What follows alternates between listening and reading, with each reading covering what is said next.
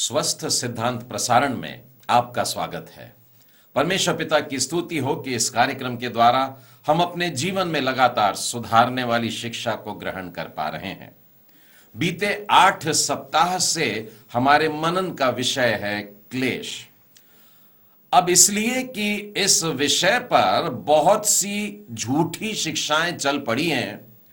बहुत से विश्वासी जब नाना प्रकार के परेशानियों से गुजरते हैं, जब वे कष्टों से गुजरते हैं, तो वे बड़े उलझन में पड़ जाते हैं। यही कारण है कि हम सीख रहे हैं कष्ट कैसे न सहें। अब तक जो 8 पाठ हम लोगों ने सीख लिए हैं वे इस प्रकार से हैं। Lesson number 1, do not blame Satan for all sufferings. सभी कष्टों के लिए शैतान को दोष न दें। Lesson number 2, do not be rash with your mouth. अपने बोलने में उतावली न करें। Lesson number 3, do not think your problem is unique. यह न समझें कि आपकी समस्या दूसरों से एकदम भिन्न है। Lesson number 4, do not get irritated with people. लोगों के बर्ताव से चिढ़ न जाएं। Lesson number 5, do not go from preacher to preacher. एक प्रचारक से दूसरे प्रचारक के पीछे न जाएं। Lesson number 6, do not expect instant deliverance always. हमेशा तुरंत छुटकारे की उम्मीद न रखें। Lesson number 7, do not forget God's help in the past. बीते दिनों में परमेश्वर ने की सहायता को न भूलें।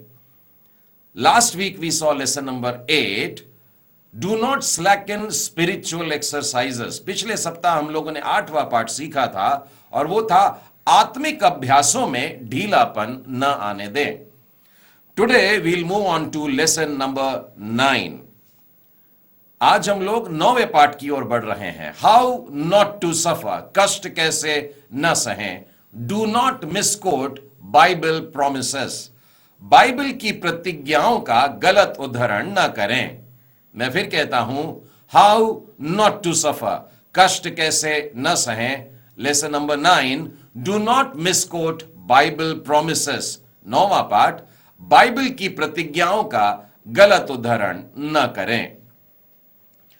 प्रियो, जब कभी हम पर कष्ट आते हैं तो साधारणता हम लोग बाइबल में झांकते हैं या दौड़ करके प्रभु के शरण में आते हैं, पन्ने पलटाते हैं और कोई ऐसा वचन ढूंढते हैं जिससे आश्वासन मिल जाए, जिससे हमको शांति मिल जाए। ऐसा कोई वचन ढूंढते हैं जहां पर परमेश्वर की कोई प्रतिज्ञा मिल जाए कि इसमें से मैं तेरे को छुड़ाने वाला हूं। तो ऐसा पढ़ने के बाद में बड़ा चैन मिलता है, बड़ी शांति मिलती है। इब्रानियों की पुस्तक और उसके 6वें अध्याय और उसके 11वें और 12वें वचन को पढ़कर बता रहा हूं।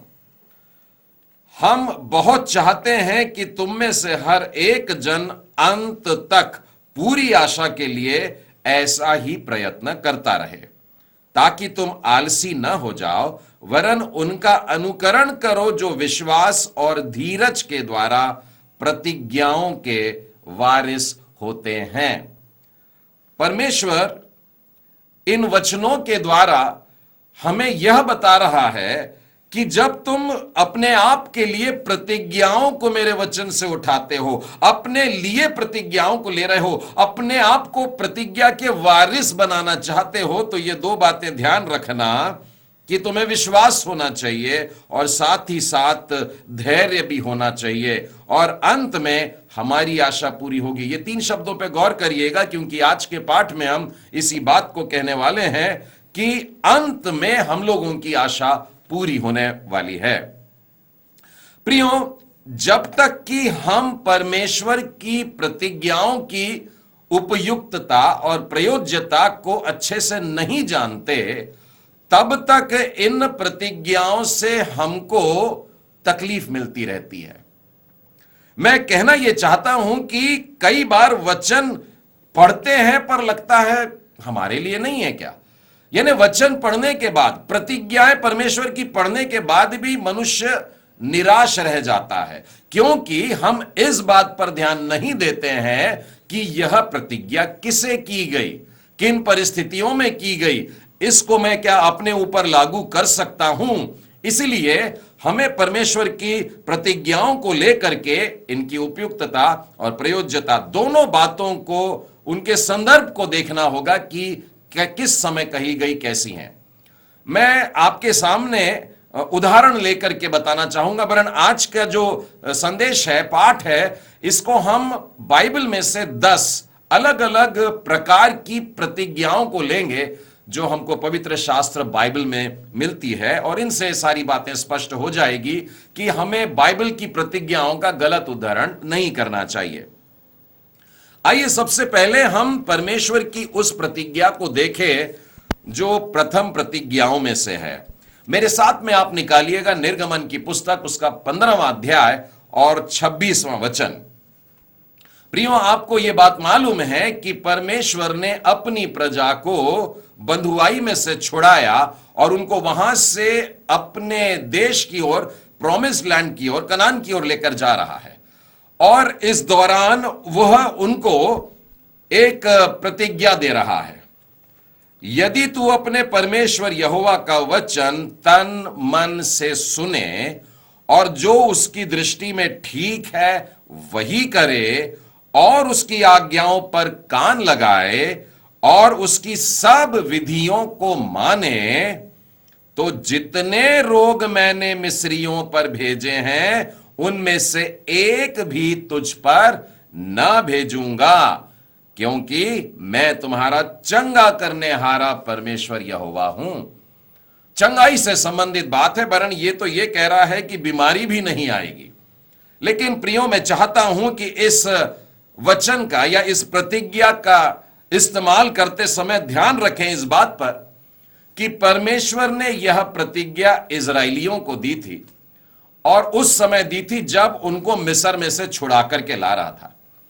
यदि आप इजराइलियों के जीवन को देखें जो उन्होंने मिस्र में बिताया, और मिस्र में देखें वहां की व्यवस्था को देखें, धार्मिक व्यवस्था को देखें, तो आप जानेंगे कि यह देश, मिस्र देश, मुख्यतः मूर्ति पूजक देश है। वहां पर अलग अलग किस्म की, अलग अलग आकार की मूर्तियां हैं। परमेश्वर ने उन्हीं बातों को ध्यान में रखते हुए 10 विपत्तियां भेजी थी, और ये 10 विपत्तियां मुख्यतः उनके देवी देवताओं से जुड़ी, वरन मैं कहना चाहूंगा जो 10 विपत्तियां मिस्र पर आई वो एक प्रकार से दंड थी वहां के राजा के कठोर हृदय को नम्र करने के लिए, और उन लोग जो मूर्ति पूजा में लगे हुए थे उसके ऊपर दंड था। उनके देवी देवताओं में से एक टिड्डी भी था। टिड्डियां जो होती हैं ये झुंड के झुंड चलते हैं हजारों लाखों में, और वो खेत के खेत तबाह कर देते हैं। उन टिड्डियों के पूजा करने लगे थे, तो एक विपत्ति आपको याद है उन पर टिड्डियों की आई थी। उसी तरह से उनके देवताओं में से एक है जिनका चेहरा मेंढक के समान दिखता है, और आप जानते हैं कि एक विपत्ति उन पर इस प्रकार से भी आई थी। परमेश्वर यह कह रहा है कि जो विपत्तियां मैंने मिस्र पे भेजी हैं, अर्थात उस देश पर भेजी है जो मूर्ति पूजा में लगा है, और मैं ये वाली बातें, ये बीमारियां तुझ पर नहीं भेजूंगा। देखिए, व्यवस्था और आज्ञा मिलने के पहले ही परमेश्वर उनसे कह रहा है कि तुझे इन बातों से दूर रहना होगा। तो प्रतिज्ञा जो की गई वो थी कि ये बीमारियां तुझ पर नहीं आएगी। लेकिन मैं देखता हूं प्रियों कि इजराइलियों में अलग अलग प्रकार की बीमारियां भी दिखाई देती हैं, यहां तक कि उनमें से कई एक कोढ़ जैसी बीमारी से भी पीड़ित हुए थे। चंगाई और छुटकारे की जो सेवकाई में लगते हैं, आइए दूसरे वाले प्रतिज्ञा की ओर बढ़ते हैं।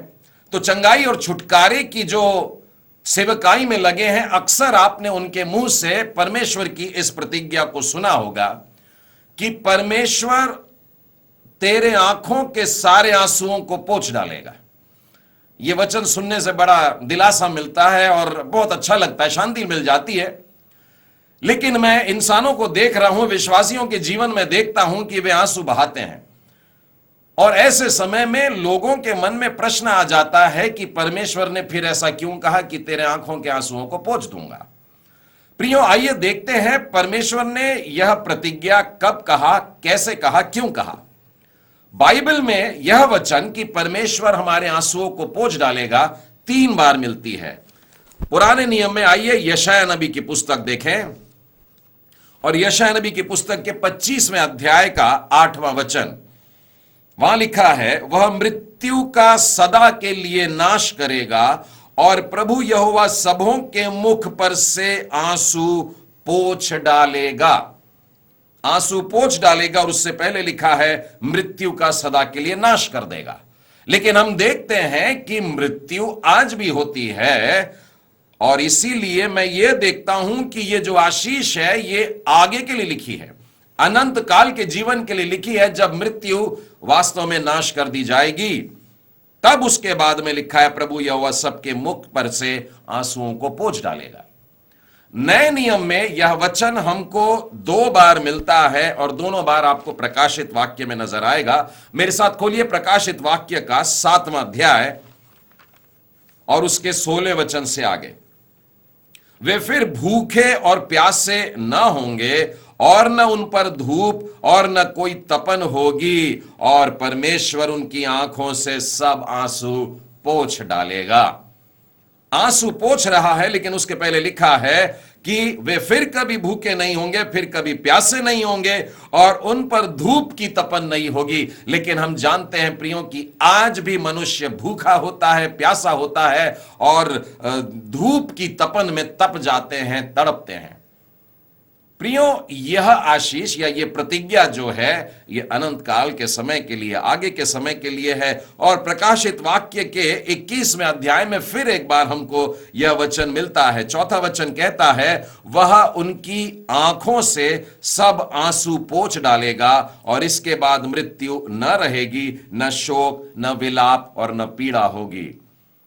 तो परमेश्वर इस प्रकार से यह प्रतिज्ञा दे रहा है कि आंखों से आंसू पोंछ डालेगा। और यदि आप 2 वचन ऊपर पढ़े तो यहां पर लिखा है, फिर मैंने एक नए यरूशलेम को देखा, और नया आकाश और नई पृथ्वी का वर्णन कर रहा है। तो इन वचनों से साफ जाहिर होता है कि यह प्रतिज्ञा जो है ये आज के खास दिन के लिए नहीं है। आज हमें पीड़ाओं से गुजरना है, आज हमें क्लेश से गुजरना है, आज हमें आंसू बहाते हुए अपने जीवन को निकालना है। लेकिन अवश्य एक दिन आता है जब भूख और प्यास और तपन सब मिटा दी जाएगी, तब एक नई पृथ्वी और नया स्वर्ग होगा, नया आकाश होगा, और वहां पर लिखा है कि जीवन राज करता है। तुम्हारे आंखों से सारे आंसुओं को मैं पोंछ डालूंगा।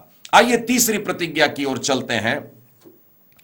इन दिनों में हम ये देखते हैं कि दुर्घटनाएं हो जाना, चाहे सड़क पर की दुर्घटनाएं हैं, रेल दुर्घटनाएं हो, हवाई जहाज की दुर्घटनाएं हो, एक आम बात सी हो गई है। रोज अखबारों में एक न एक खबर छप जाती है, और सीधे साधे लोग हों या तिरछे लोग हों, परमेश्वर पर विश्वास करने वाले लोग हों या अविश्वासी लोग हों, सबके सब इस चपेट में आ जाते हैं।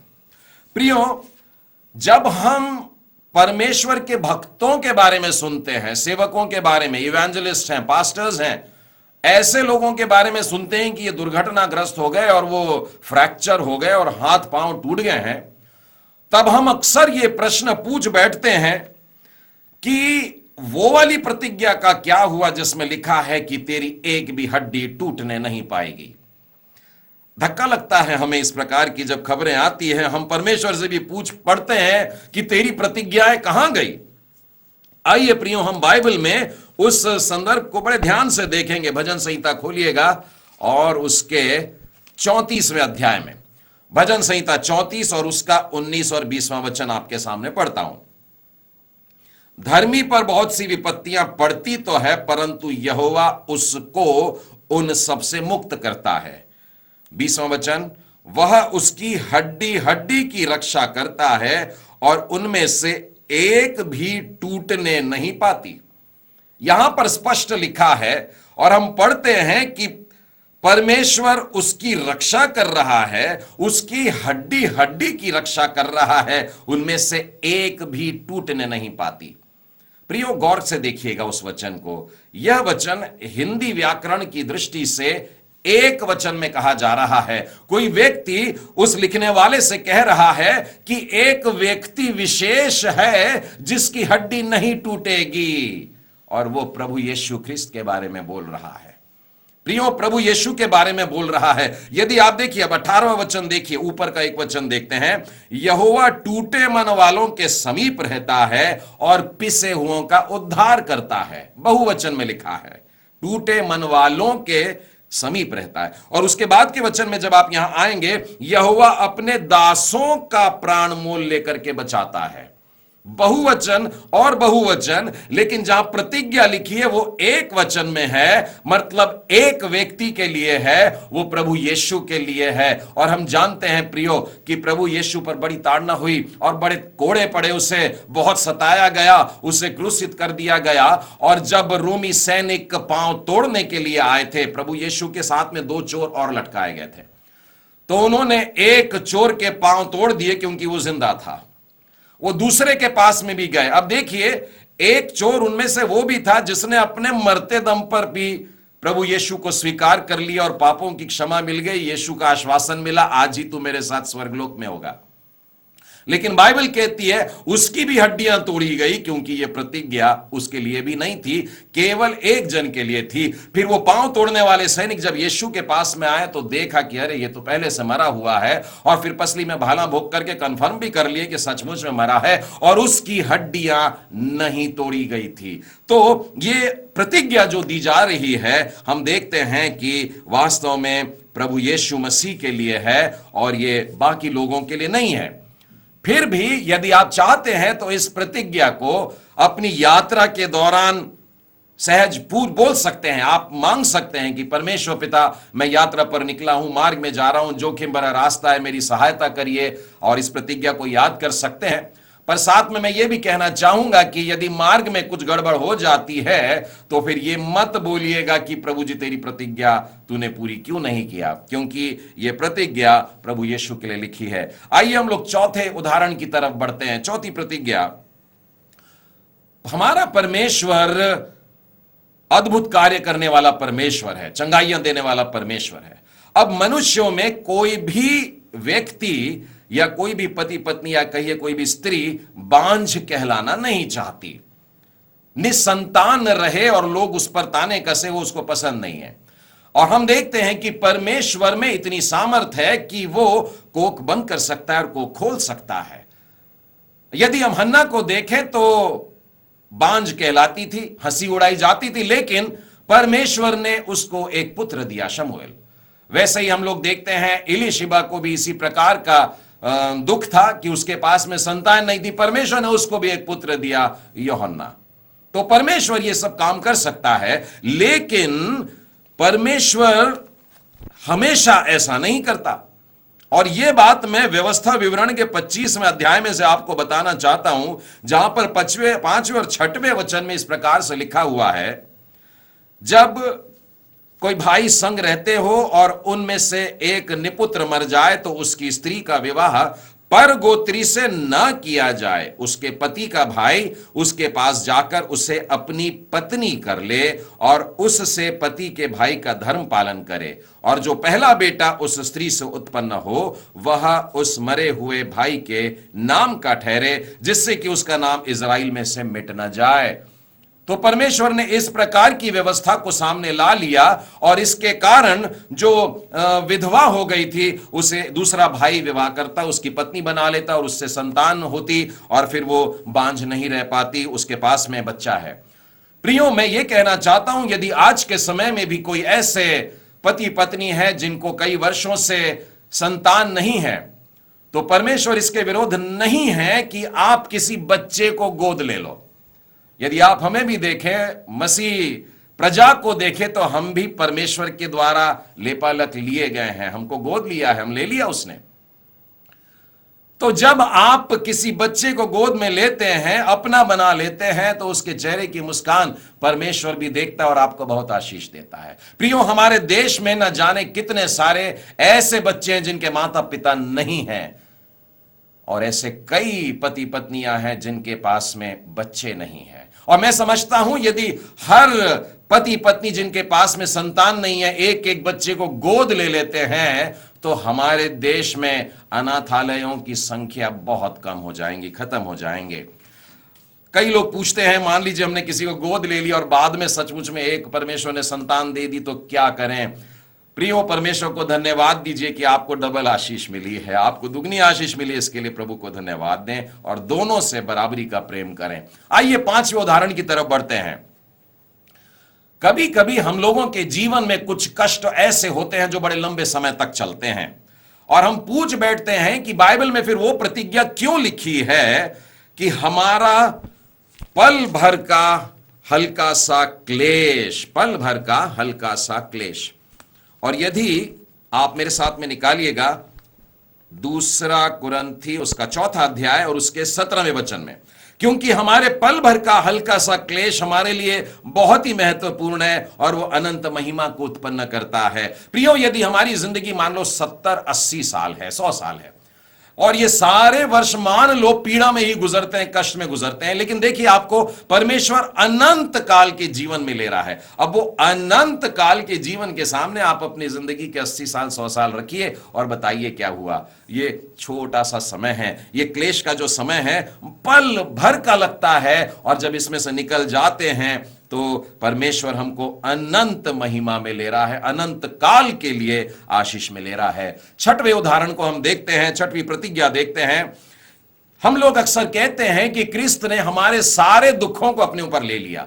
बहुत से लोग कहते हैं कि क्रिस्त ने सारी बीमारियों को लेकर के हमारे लिए दुख सह लिया, कोड़े खा लिया, क्रूस पर प्राण दे दिया। लेकिन उसके बाद भी विश्वासियों के जीवन में मैं दुख को देखता हूं, पीड़ाओं को देखता हूं, बीमारियों को देखता हूं और लोग ऐसे प्रश्न करने लगते हैं कि क्या यीशु ने हमें सारे श्रापों से नहीं छुड़ाया? गलतियों की पत्री उसके 3 अध्याय और 13वें वचन में लिखा है, मसीह ने जो हमारे लिए शापित बना हमें मोल लेकर व्यवस्था के शाप से छुड़ाया है।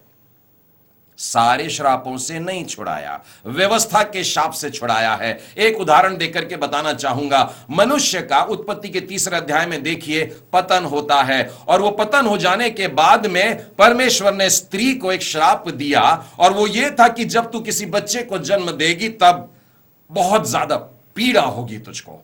उसी तरह से मनुष्य को भी, पुरुष को भी इस प्रकार का श्राप दिया कि यह भूमि तेरे कारण शापित हो गई है, बड़ी मेहनत करके तुझको अपनी रोटी कमानी पड़ेगी। और हम देखते हैं ये दोनों शाप आज की तारीख तक हम पर लागू होते हैं। आज भी बच्चे को जन्म देते समय चीखती और पुकारती बहनें होती हैं। आज भी मेहनत और पसीना करते हुए मनुष्य अपनी रोटी कमा रहा है। हमें जो छुड़ाया गया है वो व्यवस्था के शाप से छुड़ाया गया है। परमेश्वर ने हमारी जो छुटकारा किया है वो व्यवस्था के कारण हम जो अनंत मृत्यु में जाने वाले थे, परमेश्वर ने उसमें से हमको छुड़ा लिया। आइए 7वीं प्रतिज्ञा देखते हैं।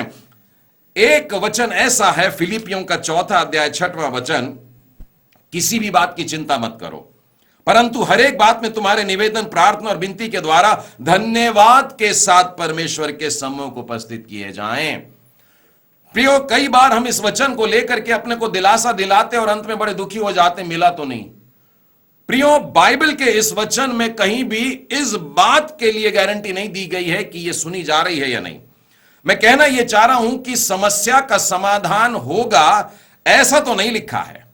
समस्या का हल आपको मिले या ना मिले, परंतु एक बात जरूर होगी। अगले वचन में लिखा है, तब परमेश्वर की शांति जो सारे समझ से परे है तुम्हारे हृदय और तुम्हारे विचारों को मसीह यीशु में सुरक्षित रखेगी।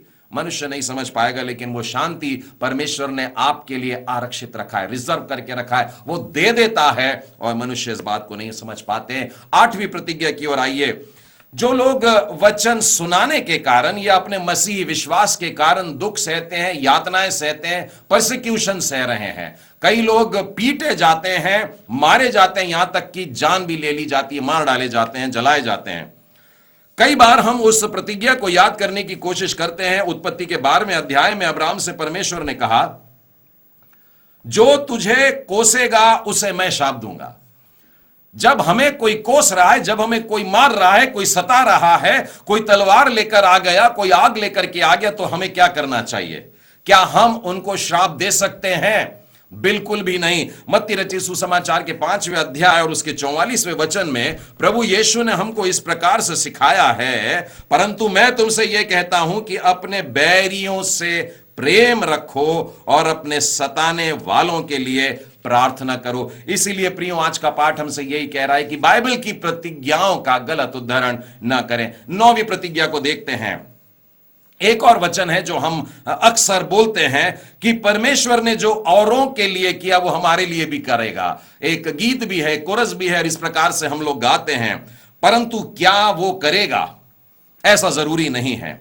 यदि आप पतरस को देखें जो जेल खाने में था, और याकूब को देखें जो जेल खाने में था, लिखा है याकूब का सर कलम कर दिया गया प्रेरितों के काम 12वें अध्याय में, लेकिन आगे लिखा है पतरस जेल खाने से छुड़ा दिया जाता है।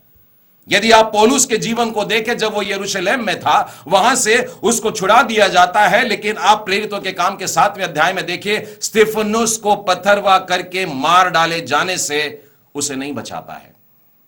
यदि आप पौलुस के जीवन को देखें तो आप देखेंगे कि उसने न जाने कितने सारे आश्चर्य कर्म किया, कितने सारे बीमारों को अच्छा किया, लेकिन हम देखते हैं 2 कुरिन्थी 12 में कि जो कांटा उसकी देह में गड़ाया गया था, चुभाया गया था, उससे उसको छुटकारा नहीं मिला। तीमुथियुस की पेट की तकलीफ से उसको छुटकारा नहीं मिला। प्रियो, नए नियम की ये प्रतिज्ञाएं मुख्यतः आत्मिक आशीषें हैं, और इस बात को स्मरण हमें रखना चाहिए। 10वीं आशीष को हम देखते हैं रोमियो के 8वें अध्याय और उसके 35वें वचन में। आइए, यहां पर लिखा हुआ है कि क्या क्लेश या संकट या उपद्रव या अकाल या नंगाई या जोखिम या तलवार, कौन हमें मसीह के प्रेम से अलग कर सकेगा? ये सब बातें हम उसके द्वारा जिसने हमसे प्रेम किया जयवंत से भी बढ़कर हैं, क्योंकि मैं निश्चय जानता हूं कि न मृत्यु, न जीवन, न स्वर्गदूत, न प्रधानताएं, न वर्तमान, न भविष्य, न सामर्थ्य, न ऊंचाई, न गहराई, और न कोई और सृष्टि हमें परमेश्वर के प्रेम से जो मसीह यीशु में है अलग कर सकेगी। प्रियो, हम लोग इस बात को न भूलें। मैं आखिर में एक वचन बता करके समाप्त करना चाहूंगा। मेरे साथ निकालिएगा 2 पतरस और उसका 1 अध्याय और 3 और 4 वचन में से। उसने हमें बहुमूल्य और बहुत ही बड़ी प्रतिज्ञाएं दी हैं, ताकि इनके द्वारा तुम उस सड़ाहट से छूटकर जो संसार में बुरी अभिलाषाओं से होती है, ईश्वरीय स्वभाव में संभागी हो जाओ। परमेश्वर ने हमको प्रतिज्ञाएं दी हैं। बाइबल कहती है बड़ी प्रतिज्ञाएं दी है, वरन लिखा है बहुत बड़ी प्रतिज्ञाएं दी है, लिखा है बहुत बड़ी बहुमूल्य प्रतिज्ञाएं दी है, और इनके द्वारा हम संसार की अभिलाषाओं से छूटकर मसीह के स्वभाव में ढल जाते हैं। हाउ नॉट टू सफर, कष्ट कैसे न सहें।